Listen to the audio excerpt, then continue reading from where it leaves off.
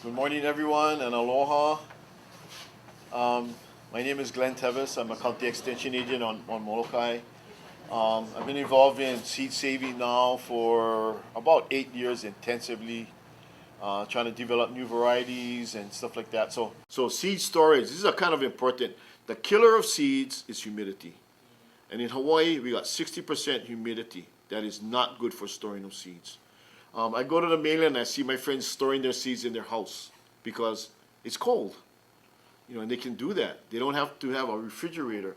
So the rule of 100 is the relative humidity of the atmosphere and the temperature in storage area added together must not exceed 100. And what that means is that at 60% humidity, you need to store the seeds at 40 degrees Fahrenheit. Okay. If the seeds have too high moisture and you get it too cold, the ice crystals will actually break the seed apart. So the trick is to get the humidity down as soon as you can. Seeds are alive, and people don't realize that. I mean, sometimes people come to my office. They want some seed. They get the seed. They get in their car, and what do they do with the seeds? Throw them on the dashboard. I said, you cannot do that. You're cooking the seeds. They're alive. Okay, so you need to look at storage. Proper storage of the seeds. You can store it in a refrigerator. In jars is good. You put it in a jar because that way the humidity won't fluctuate. In a refrigerator, it can fluctuate at times. So seeds can be stored anywhere from 32 to 41 degrees. And it's amazing, they have certain standards where, okay, the seeds will last 5 years, but I've seen some seeds last 10 years by proper storage, okay? And again, moisture is the killer of seeds. So you want to be able to put all information on your seeds, the name of the crop, name of the variety, the date harvested.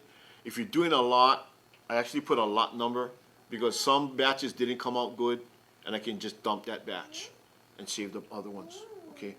If I got it from a certain place, I'll put that down. Whether it's a hybrid or F2 if I'm saving hybrid seeds, or if it's open pollinated, I might put that down also. So this is what I did when I'm trying to select a new variety of eggplant. And so this is the variety after the hybrid, the second generation after the hybrid. Okay, and seed, I try to do seed lots again. You want quality control. You might have bad weather when you harvest it. Like right now, I'm harvesting lettuce, and I'm just crossing my fingers that it doesn't rain for another day. And if you have a bad batch, you can track it and you can separate it from the good ones. Okay, so pests can be a real problem in seeds. If you grow beans or corn, you know this, and you got borers coming into the seed. So you can mix a little bit of diatomaceous earth into the seed, and you can control it. Another way is to actually freeze it for a short time. After you dry it, freeze it, and then you can get rid of the insects. I can speak from experience that don't leave unprocessed seed around. You got insects all in there. Sometimes I harvest a big batch and then I forget about it. I leave it and I come back a month later and you got gecko crap in there. And you can't separate it because they're the same size as the seeds. Okay. So in Hawaii, we have different needs from continental United States. We have different problems. So I think one of the most important ones, like being able to rebound after a storm, ability to adapt it to tropical conditions. See, in Hawaii, we have hot days and warm nights. And sometimes we have really hot days and hot nights. And the plants cannot handle these conditions. They're bred in Europe, they're bred in the Mediterranean, and the Mediterranean climate is hot day, cold night, such as Haleakala and Waimea on the Big Island. There'll be more Mediterranean type climate. Having plants that produce a lot with a little bit of fertilizer. I think a lot of the plants developed by the big companies require a lot of fertilizer because that's how they developed it. They developed it under high input conditions, and I think in terms of sustainability, we want plants that can grow with hardly any food, and they have like large root systems that can live over a long period of time. I mean, if we can move towards growing crops that don't have to be dug out of the ground after 6 months and can grow for a year or 2 years, that should be the goal. taste is important, and tolerant to local diseases. And every island has different diseases. Molokai is probably one of the better ones in terms, we have probably less diseases than Maui and Oahu. And so yeah, we got, I want to say 10 to 20 a year, new pests coming in. Some of them we don't know the impact when it first comes, and they become a problem later. If they come in with their natural enemies, sometimes they get controlled. But if they don't come in with their natural enemies, we have to find their natural enemies. That's the only way we can control them. We cannot spray them. We send exploratory entomologists to all parts of the world to find their natural enemies, test it, and bring it to Hawaii. That's the only way we can control these pests. Sounds strange, but you know, that's basic entomology. Okay. So this is a color, this is a flavor wheel. And they use this flavor wheel for looking at the taste of squashes. So they do this winter squash testing. And this is out of the Culinary Breeding Network out of Oregon State. So they'll put out all these different squashes, and they'll have people come and taste it and tell us what this tastes like. So does it taste caramel, or does it taste metallic? Does it taste herbal like green or grass? I mean, it's pretty extensive. I mean, it kind of helps people to describe what they're tasting. Sometimes you taste something and you can't really describe it. You're trying to figure out, okay, is this fruity? Is it spicy? Is it taste like custard or seaweed? Okay, so what are our challenges in Hawaii? Hot, humid, tropical conditions, okay, combined with warm nights create small day-night temperature differential. The plants cannot rest. Plants need a cool night, especially those developed in the continental United States and Europe, need a cool night so they can go to bed. And if it's too warm, these guys go into cardiac arrest, basically. So that's a big problem, and that's why plants get stressed in Hawaii, and then everything starts attacking them. Okay. High pest pressure. I mean, this summer has been horrendous in terms of pests. I mean, this morning I was redoing this presentation. I said, this is too long. It's the longest one I ever did, 188 slides. I said, I'm going to put everybody to bed. I was able to remove 12 slides.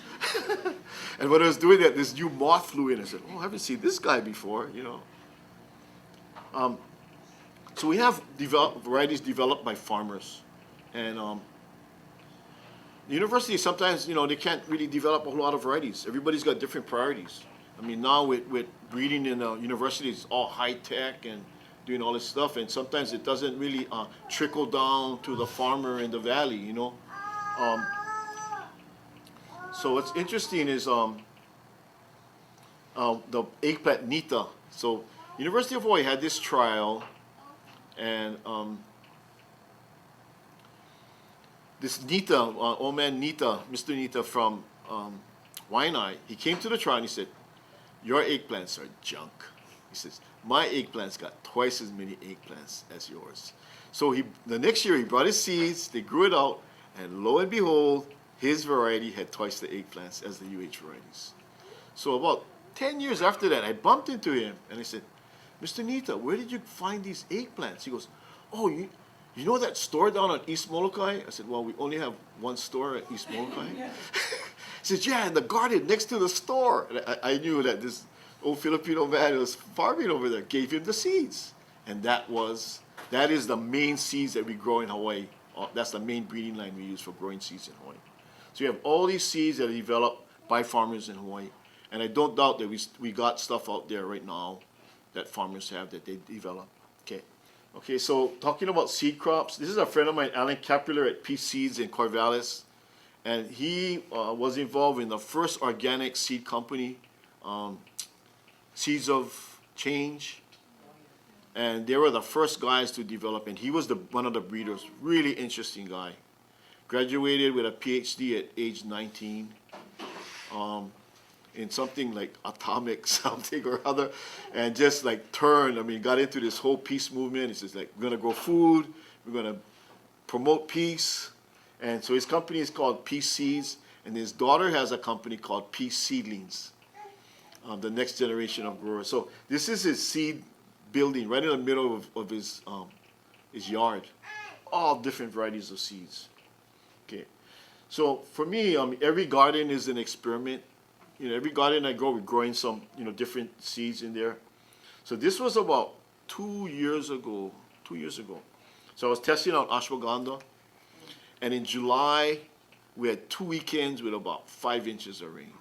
Okay, this whole thing was like the guinea grass on the side over there, and just took over the whole field. And I came home and went, oh wow, look at this garden.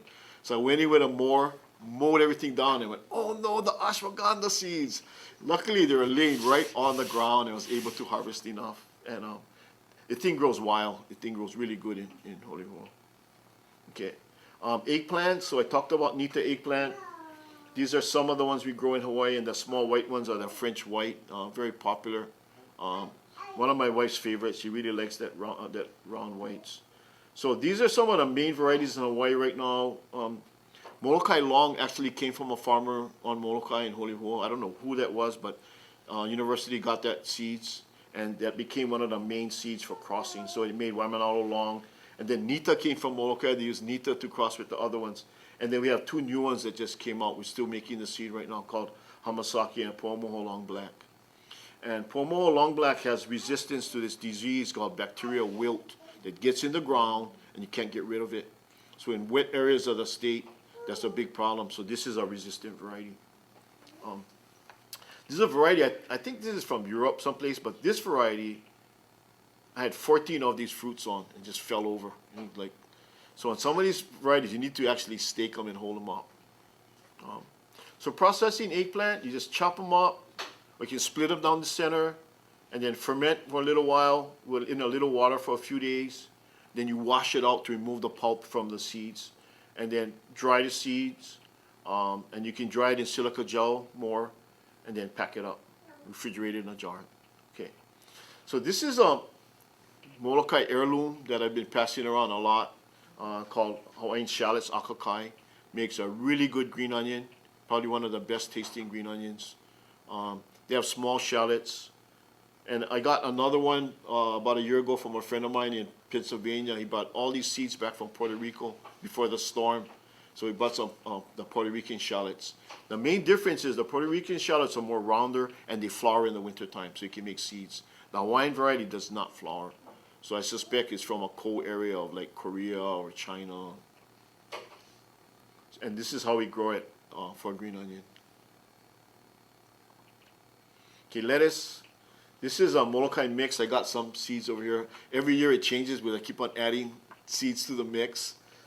This was grown in Waimanalo. We had a field day in Waimanalo for organic breeding workshop, for a 2-day workshop. And so I gave them some seeds. They grew it out, and it came out really nice. Lettuce comes in all different shapes and sizes and colors. And you have, this is how I break it down, but actually some people break it down less. So you have the romaine or the cause. You have the crisp head, the head lettuce. You have the loose leaves. And actually the Batavian was a loose leaf type. The Batavian is like a leaf, but a leaf of a crisp head lettuce. A little thicker, and they can handle heat. Butterhead's more soft lettuce. Oak leaf, they can handle heat tolerance. Celtis is actually eaten for its stems, like asparagus, and then oilseed, which is probably the first crop. That's what they use lettuce for, is for oilseed. So this is a Celtis called Cracoviensis. It's a French heirloom. And this is the top of my pick over there, my pick head. So this guy is about 2-3 feet tall. And the leaves are about a foot. And they're really tasty when they're young before they flower. And you can eat the stem. And then most of the varieties out there are crosses of different things. So this is a romaine crossed with a leaf lettuce called Pandero. Sierra is probably one of the most heat-tolerant lettuces. And this is a variety a friend of mine developed on the Big Island. And it's a really good heat-tolerant lettuce. And these spotted ones are kind of coming on. People are interested in new colors and stuff. A friend of mine who does breeding says, I'm not into spotted lettuce. I like to have just one color, you know. And my wife doesn't like spotted lettuce because she said now with the rat lungworm, you can't see the slugs. Okay, so I'm trying to think if I'm gonna still grow this guy. So what I did was I harvested a whole bunch of spotted lettuce, and I'm gonna see how people react to it. So I took it down to Friendly Market. I took the lettuce and I was talking story with somebody, and then a produce manager comes in and he goes, "Who brought this lettuce and didn't wash it?" I said, "Okay, we got a problem here." So some of the lettuce challenges: tip burn, big problem with lettuce. High temperatures accelerate the metabolic rate of the plant. The plants are growing so fast, they cannot take up water fast enough. They cannot take up calcium fast enough. And the edges of the leaves start dying, necrosis of the edges of the leaves. It's varietal, but it's also environmental. And then early bolting. The weather is so hot, the thing will bolt just before it's even mature. And high temperatures affecting the taste of the lettuce. So the lettuce becomes very milky. But actually, some people look at that that milk as a medicine. It's high in lithium, so it's supposed to relax you. And it's interesting because the Romans and the Greeks look at it in a different way. I'm trying to remember which ones. One of them ate it before dinner, and one ate it after dinner. They said when they ate it after dinner, it made them sleepy, and they went to bed. Okay. So, and we have a lot of diseases in Hawaii. Spotted wilt is one of the worst ones. It's a virus that kills it. Luckily, we don't have it on Molokai, but it's a big problem on Maui and Oahu. Downy mildew is a problem in high elevations. Powdery mildew we have sometimes on Molokai. Okay, so this is tip burn on Manoa lettuce. I can see lettuce coming in from the mainland. I can see the tip burn on the romaines and some of the heads that come in from the mainland. And I know that means they're having really hot weather in Salinas Valley and Imperial Valley and other areas where they grow lettuce. So this is what happens. They bolt prematurely. So you can see that one with the arrow. They start getting really tall. They're getting ready to flower. So university has developed varieties mostly in the 1950s. Anui Nui, Calvella are the two. They basically crossed Manoa lettuces with Great Lakes variety to develop more heat-tolerant lettuce.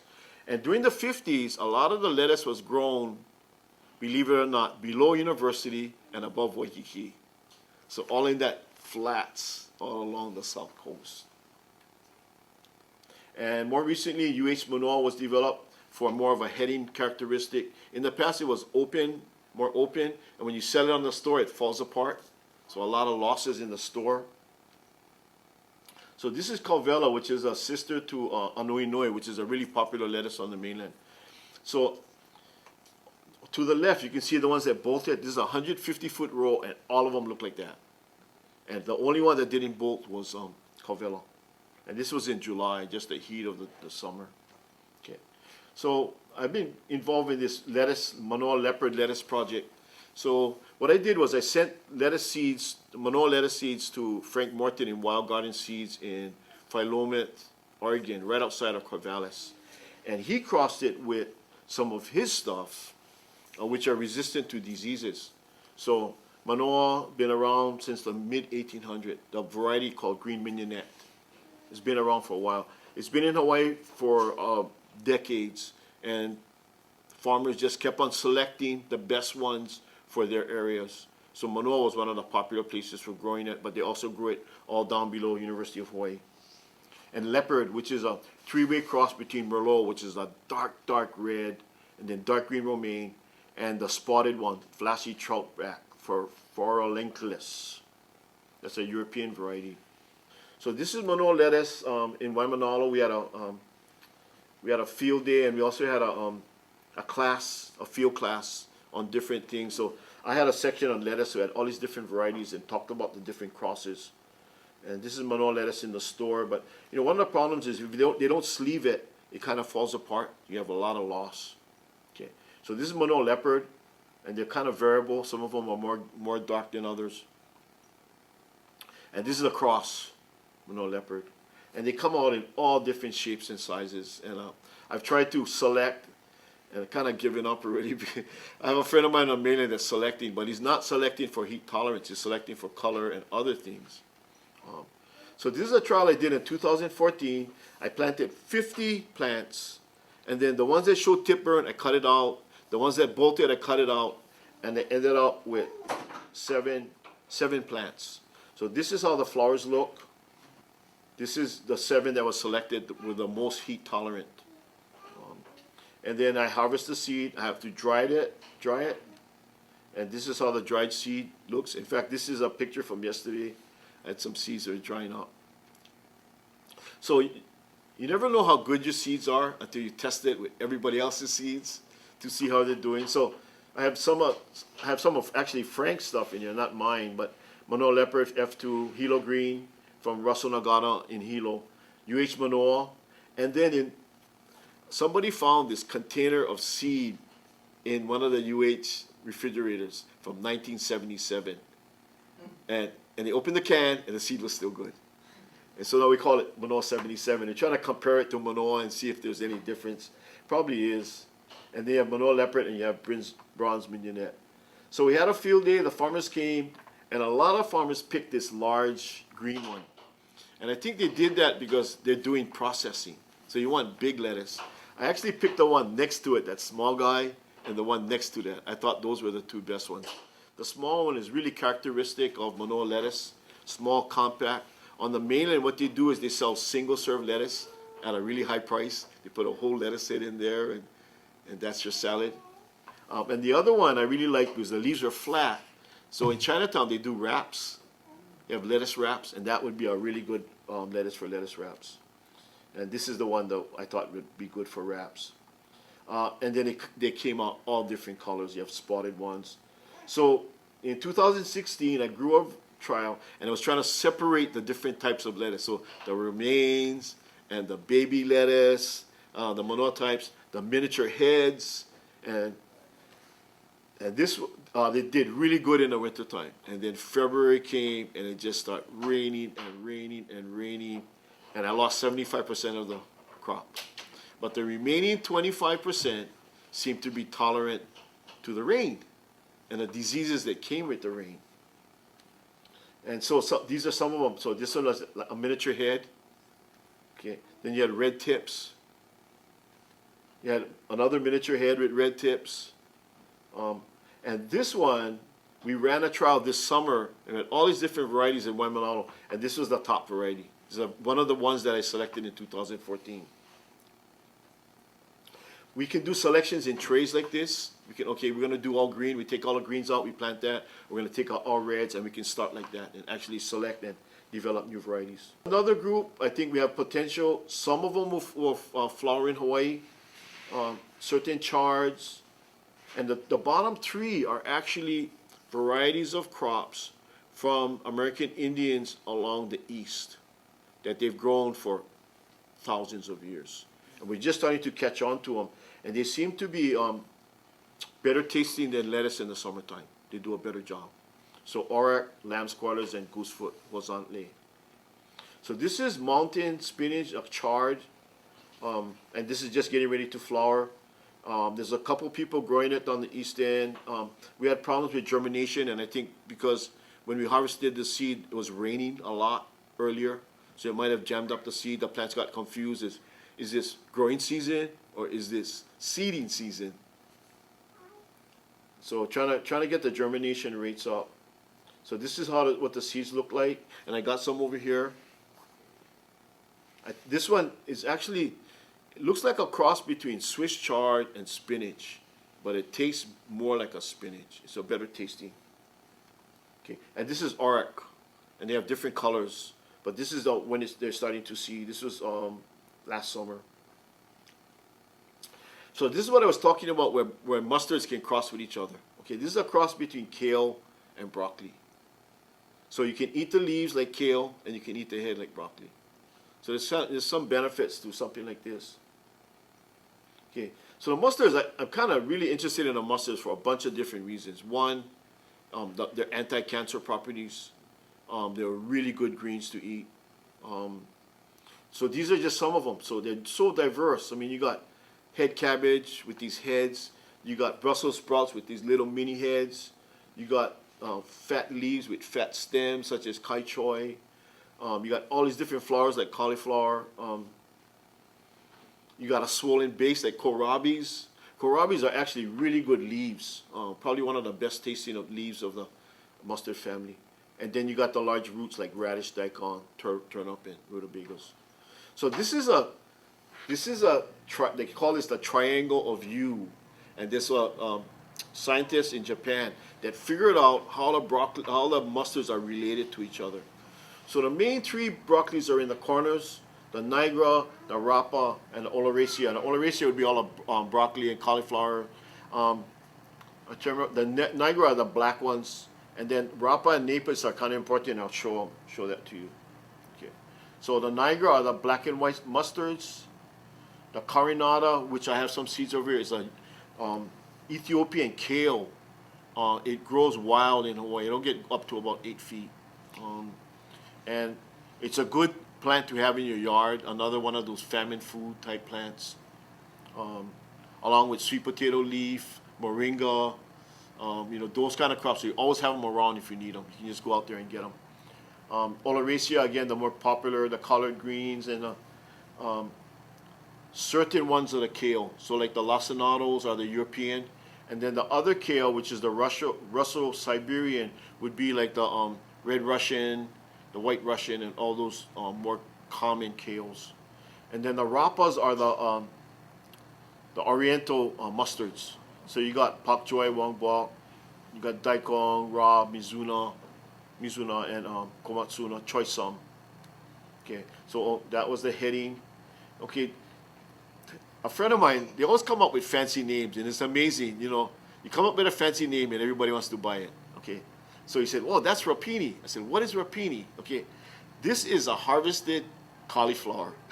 You cut the cauliflower off, and then all the shoots coming out, and he was selling that at a high price to restaurants. I said, well, I'll take the head. You can have the shoots.